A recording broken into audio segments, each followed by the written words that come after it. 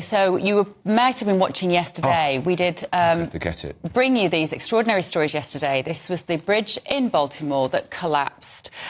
The latest this morning is that the search has been suspended. There were 6 construction workers. We were speculating yesterday, weren't we, as to how many people were actually working on the bridge. It was 1:30 in the morning. They've now been presumed dead. And we have the great relief that the Mayday alert from the tanker ship was picked up. So the authorities on the land stopped more vehicles going on that bridge, because otherwise it could have been horrific. Well, joining us, absolutely. Well, joining us now is civil engineer Malcolm Hankey. Good morning, Malcolm.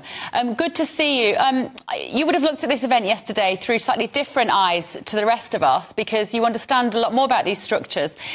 Would it be expected that when the concrete pillar on a structure like that is hit, that the entirety of that structure would collapse?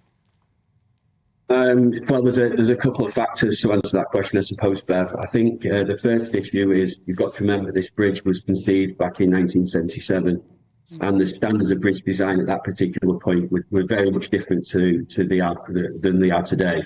One thing that I would note from the pictures that we saw is that the structures and the supports for the bridge didn't appear to have any protective infrastructure, which would be the norm for a bridge of that particular type and that size crossing shipping lanes. You would tend to assume that there would be some protective barriers preventing a direct strike or at least minimising the impact of a direct strike. However, what you've got to imagine is the size of this shipping vessel, particularly container ship of this nature, is such that it would almost be impossible to design a bridge that wouldn't collapse or certainly wouldn't take a significant structural failure being hit by a vessel of this size. The structure itself is a continuous steel frame structure, and it's very much classed as a dependent structure across all 3 lengths of its span. So what you find is that every single element of that structure is dependent on each other. So if you get a failure of one element of the structure, it then tends to result in a progressive collapse of the whole structure, similar to a house of cards, effectively. That ship, of course, is a monster, the size of it and the weight it's carrying.